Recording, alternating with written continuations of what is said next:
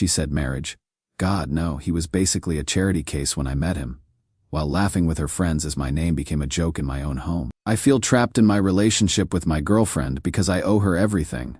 But I am starting to think she is taking advantage of that. This is going to be a long post because I need to give you the full context to understand why I am so conflicted about my situation. 3 years ago, I was in the darkest period of my life. I had been laid off from my engineering job during company downsizing, and while I was job hunting, I was diagnosed with type 1 diabetes. The medical bills were crushing, especially without health insurance.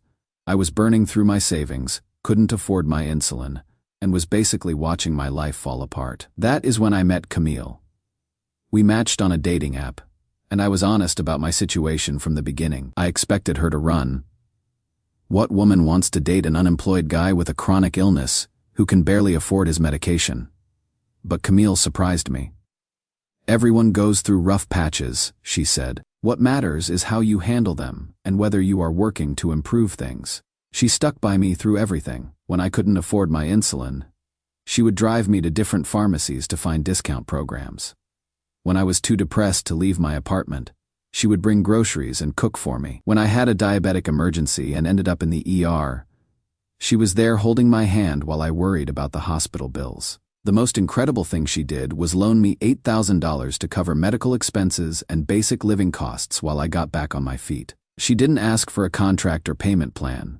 She just said, "Pay me back when you can." Camille literally saved my life, both physically and emotionally. I don't think I would have survived that period without her support. I finally found a new job about 6 months after we started dating, and things began improving. I was able to get health insurance, afford my medications, and start rebuilding my savings.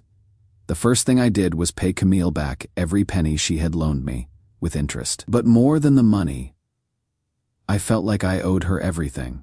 She had seen me at my lowest point and hadn't run away. She had invested in me when I had nothing to offer. I was determined to spend the rest of my life making sure she knew how grateful I was.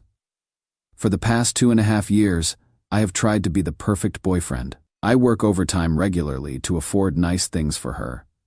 I have paid for expensive vacations, jewelry, designer clothes, whatever she wants. When she decided to go back to school for her master's degree, I offered to cover her tuition. When she wanted to quit her job to focus on her studies full-time, I told her I would support us both financially. I thought I was showing my appreciation and building a future together. But lately, I am starting to feel like something is wrong. Camille has become increasingly demanding and critical. Nothing I do seems to be good enough anymore. When I surprise her with gifts, she complains that I didn't pick the right style or brand. When I plan romantic dates, she says they are not creative enough compared to what other couples do. Last month, I worked 65 hours a week to afford a weekend getaway to Napa Valley that she had been wanting. Instead of being grateful, she spent the entire trip comparing our hotel to the luxury resort where her friend had stayed with her boyfriend. "Marcus takes Riley to much nicer places," she said. "Maybe you need to work harder if you want to treat me the way I deserve." It hurt, but I told myself she was just stressed about school and didn't mean to be ungrateful. But the pattern has been getting worse. She has started making comments about my appearance, my social skills, and my career prospects. She compares me unfavorably to her male friends and classmates, always finding ways to point out how I am lacking in comparison. "Elias just got promoted to senior manager at his company," she will say. "He is only a year older than you. Maybe you should be more ambitious." Elias is her ex-boyfriend from college. They dated for 2 years before breaking up when he moved across the country for work. He moved back to our city about 8 months ago, and since then, Camille brings him up in conversation constantly. I know they have reconnected as friends. She has told me they text occasionally, and that they have grabbed coffee a few times to catch up. When I have expressed discomfort about this, she gets defensive. "He is an important person in my life," she says. "Just because we are dating doesn't mean I have to cut ties with everyone from my past. Besides, after everything I have done for you, don't you think you owe me some trust?" That phrase, "after everything I have done for you," comes up a lot in our conversations now. Whenever I try to express concerns about our relationship or ask for changes, she reminds me of how she supported me during my difficult period. "I was there for you when no one else would be," she will say. I invested in you when you had nothing. The least you can do is support my friendships and trust my judgment. The thing is, she is not wrong. I do owe her everything. Without her help, I might have ended up homeless or dead. How can I complain about her behavior when she saved my life? But I am exhausted. I work constantly to afford the lifestyle she expects. And nothing I do makes her happy. I feel like I am performing in our relationship, rather than living in it. My brother pulled me aside last week and said he is worried about me. You look miserable, man. When is the last time you did something for yourself instead of trying to impress Camille? I couldn't answer because I couldn't remember. My friend Jake has been more direct. Dude, she is using you. Yeah, she helped you out when you were down, but that doesn't give her the right to treat you like a personal ATM for the rest of your life. But is it that simple? Can you really put a timeline on gratitude? If someone saves your life, don't you owe them something permanent in return? I love Camille, or at least I think I do. It is hard to tell the difference between love and gratitude anymore. But I know I cannot imagine life without her, partly because I am terrified of being alone again, and partly because leaving her would feel like the ultimate betrayal after everything she has done for me. Am I being manipulated? Or am I just struggling to balance gratitude with my own needs? How do you navigate a relationship that started with such an unequal power dynamic? Update 1 after my last post. Several of you urged me to pay attention to Camille's relationship with Elias and stop ignoring red flags just because I felt grateful to her. You were right to be suspicious. Over the past few weeks, I have been observing Camille's behavior more carefully, and what I have discovered has been devastating. First, the extent of her contact with Elias is much more than she has been admitting. She is not just texting him occasionally, she is in constant communication with him throughout the day. I know this because her phone is always buzzing with notifications, and I have seen his name pop up repeatedly on her screen. When she gets messages from him, her entire demeanor changes. She gets this little smile and becomes completely absorbed in her phone for several minutes at a time, typing long responses. When I have asked casually what they talk about so much, she says they are just catching up on old times and that I am being paranoid. But the real revelation came 2 weeks ago. Camille told me she was having a girls' night with her study group and would be home late. I was working on a project in my home office when I realized I had forgotten to charge my laptop. So I went to grab Camille's charger from our bedroom. Her laptop was open on the bed, and she had left her messages app visible. I know I shouldn't have looked, but Elias's name was right there at the top of her recent conversations. What I saw made me sick. They weren't just catching up as friends, they were flirting heavily, sharing intimate memories from their past relationship, and making plans to meet privately. The most recent message thread was from that very evening. She wasn't at a study group at all. She was meeting Elias for drinks. But the worst part was reading her complaints about me. She had told Elias that she felt trapped in our relationship because I was so grateful and dependent that leaving me would be like kicking a wounded puppy. He works so hard to make me happy that it is almost pathetic. She had written, I know he will do whatever I ask because he thinks he owes me his life. It is exhausting being someone's whole world. Elias had responded, you deserve someone who is with you because they want to be, not because they feel obligated. You have done your good deed. You saved the guy's life. That doesn't mean you have to sacrifice your own happiness forever. Camille's reply, I know. But he is so devoted and he pays for everything I want. It is hard to give up that kind of security, especially while I am in school. Maybe after I graduate and get established in my career, I will have more options. She was using me for financial support while emotionally cheating with her ex. And she was planning to leave me once she no longer needed my money. I closed the laptop and went back to my office. But I couldn't concentrate on work. I spent the next 3 hours replaying our entire relationship, trying to figure out when her genuine care had turned into manipulation, or if it had ever been genuine at all. When Camille came home around midnight, she told me about her great evening with the girls and how much studying they had gotten done together. She kissed my cheek and went to shower, humming like she had had the most wonderful time. I should have confronted her immediately. I should have demanded explanations and set boundaries. Instead, I have spent the past 2 weeks in a weird state of paralysis, watching our relationship with new eyes but unable to act on what I know. The psychological hold she has on me through gratitude is stronger than I realized. Even knowing that she is using me and planning to leave me eventually, I keep thinking about how I would probably be dead without her help. How can I be angry at someone who saved my life? How can I leave someone who invested in me when I had nothing? My therapist I started going after my first posts says this is a form of trauma bonding. That Camille's early support during my crisis created a dependency that she is now exploiting, and that my inability to see myself as worthy of genuine love is keeping me trapped in a situation where I accept scraps of affection in exchange for financial support. Intellectually, I understand that I am being used. Emotionally, I still feel like I owe her everything, and that questioning her behavior makes me an ungrateful person. Meanwhile, Camille has become even more demanding. Last week, she decided she wants to go to Europe this summer and expects me to pay for a 3-week trip. When I hesitated because of the cost, she said, "After everything I have sacrificed for this relationship, don't you think I deserve a nice vacation?" She has also been more critical of my appearance and social skills. Yesterday, she suggested I should dress better because she is embarrassed to be seen with someone who shops at Target instead of Nordstrom. Every conversation feels like a transaction now. She provides minimal affection, and I provide maximum financial support with the implicit understanding that I should be grateful for whatever attention she gives me. My friends and family have started avoiding us because they cannot stand watching how she treats me. My brother told me last week that Camille talks to me like I am her employee rather than her boyfriend.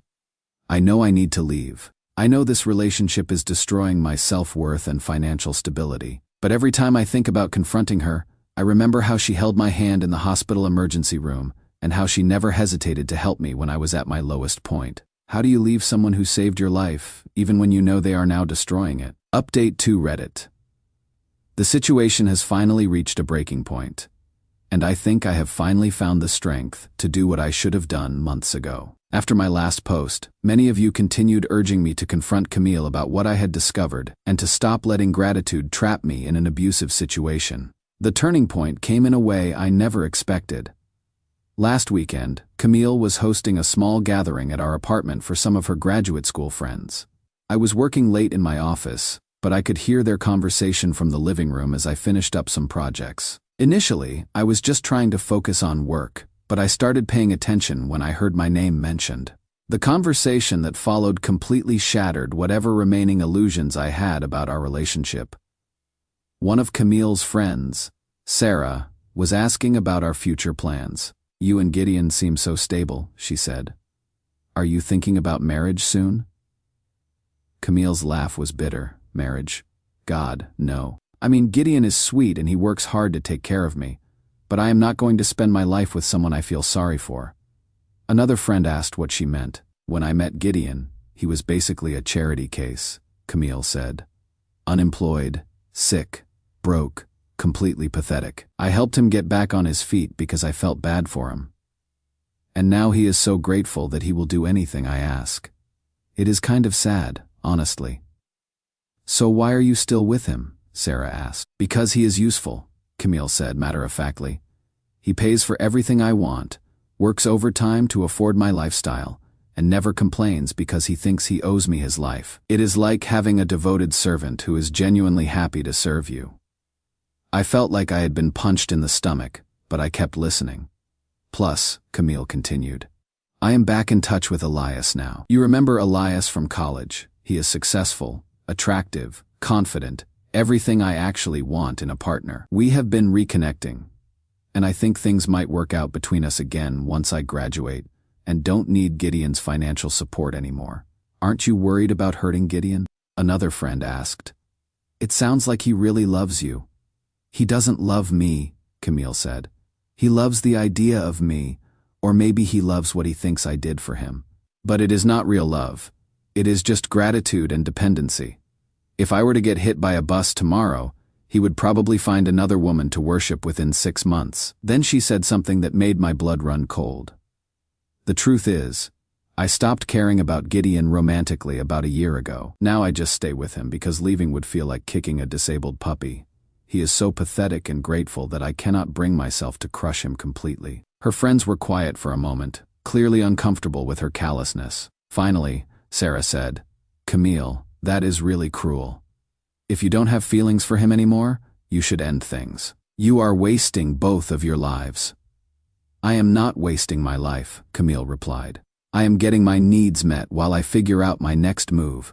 Gideon is happy being useful to me, so everyone wins. I sat in my office for another hour after her friends left, trying to process what I had heard. The woman I had been worshipping and sacrificing for viewed me as a pathetic charity case, who was too grateful and dependent to deserve real love. When I finally went to the living room, Camille was cleaning up from the party. She smiled at me like nothing had happened. How was work? She asked. Did you get your projects finished? I looked at her for a long moment, trying to reconcile the person standing in front of me with the woman who had just described me as a pathetic servant she kept around out of pity. I heard your conversation with your friends, I said quietly. Her face went white, then immediately shifted to defensive anger. You were eavesdropping on a private conversation, she demanded. How dare you spy on me in my own home? I told her that it wasn't spying when she was having the conversation 10 feet away from where I was working, and that I had heard every word she had said about me. Fine, she said, crossing her arms. So you heard me being honest with my friends. Would you rather I lie about our situation? I asked her if she really saw me as nothing more than a useful servant she kept around out of pity. Gideon, she said with exaggerated patience. You are a sweet guy who works hard and treats me well. But let's be realistic about what this relationship is. You were a mess when we met, and I helped you get your life together. You are grateful for that, and you show your gratitude by taking care of me financially and emotionally. She spoke, like she was explaining something obvious to a child. That is not love, she continued. That is a transaction. And it has worked well for both of us. You get to feel like you are repaying your debt to me, and I get to live the lifestyle I want while finishing school. I asked her about Elias and her plans to leave me once she graduated. She didn't even try to deny it. Elias and I have history and chemistry that you and I never had. We connect on an intellectual and emotional level that you cannot provide. Once I am financially independent, yes, I will probably pursue something real with him. What we have isn't real, I asked. What we have is comfortable, she said. But comfort isn't the same as love. I care about your well-being, but I am not in love with you.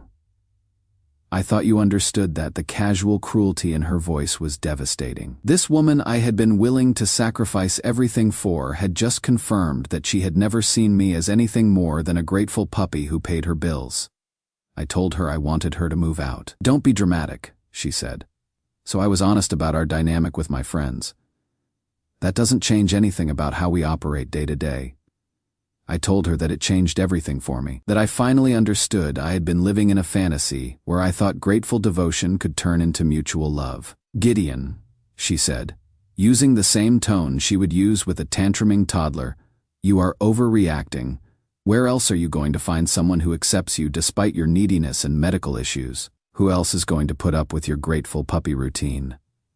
That was the moment something finally broke inside me. You are right, I said. I have been acting like a grateful puppy. But puppies eventually grow into dogs, and dogs have enough self-respect to leave when they are not wanted. I told her she had 2 weeks to find somewhere else to live. Final update Reddit. I wanted to give you all a final update on this situation since so many of you have supported me through what turned out to be one of the most important periods of personal growth in my life. First, the immediate aftermath of my confrontation with Camille. She spent the next few days cycling through every manipulation technique in the book to try to get me to change my mind about ending our relationship. Initially, she tried denial and gaslighting. She claimed I would misunderstood what she had said to her friends, and that she had been venting about stress rather than expressing her true feelings. When I quoted her exact words back to her, she said I was taking things out of context and being deliberately hurtful by throwing her private conversation in her face. When that didn't work, she switched to guilt and emotional manipulation. She reminded me of all the ways she had supported me during my medical crisis, how she had sacrificed for our relationship, and how ungrateful I was being after everything she had done for me. I saved your life, she said during one particularly intense argument. I was there when no one else would be. How can you throw that away over a few careless words? I said to my friends. For a moment, I felt the familiar pull of guilt and obligation that had kept me trapped for so long. But then I remembered her describing me as a pathetic charity case and a devoted servant. and I realized that her past kindness didn't give her a license to exploit me indefinitely. When guilt didn't work, she tried bargaining. She promised to cut contact with Elias, to be more appreciative of my efforts, to contribute more financially to our household. She even suggested we go to couples therapy to work through our communication issues. Finally, when nothing else worked, she resorted to threats. She said she would tell our mutual friends that I would mentally abused her and that I had taken advantage of her generosity when I was sick. She threatened to demand repayment of money she had spent on me during our relationship, money I had already paid back with interest years ago. None of it worked. Hearing her true feelings had finally broken the psychological chains that gratitude had wrapped around my mind. Camille moved out 2 weeks after our confrontation. She went to stay with Elias, which confirmed what I had suspected about their relationship. She left behind most of the expensive gifts I had bought her over the years, along with a note saying she couldn't bear to be reminded of how much I had disappointed her. The weeks immediately following her departure were emotionally complicated. On one hand, I felt an enormous sense of relief and freedom. My apartment felt like my own space again. I could make decisions about my time and money without wondering how they would affect Camille's mood or expectations. On the other hand, I had to confront the reality of how much of myself I had lost during our relationship. I would become so focused on earning Camille's approval and demonstrating my gratitude that I had forgotten who I was as an individual person with my own needs and preferences. Therapy has been incredibly helpful during this transition. My therapist helped me understand that what I had experienced was a form of trauma bonding, where my gratitude for Camille's early support had been weaponized against me to justify accepting less and less respect and affection over time. More importantly, she helped me recognize that genuine love and support don't come with strings attached. When someone truly cares about you, they don't use their past kindness as leverage to control your behavior or extract ongoing payments of gratitude. Real love wants the best for you, my therapist explained. It doesn't require you to diminish yourself or sacrifice your well-being to prove your worthiness. About a month ago, I started dating someone new.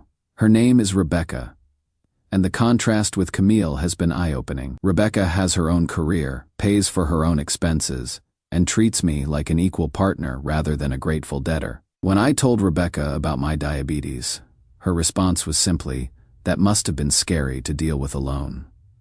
I am glad you found good medical care. No drama, no pity, no sense that my medical condition made me damaged goods who should be grateful for any attention." When I have offered to pay for expensive dates or gifts, Rebecca has politely declined and suggested we split costs or find activities that fit both our budgets. She seems genuinely confused by the idea that I should be responsible for funding her lifestyle just because we are dating. Most importantly, Rebecca expresses appreciation for things I do without making me feel like I owe her continued performance in exchange for basic respect and affection. When I cook dinner or plan a date, she says thank you and reciprocates with similar gestures.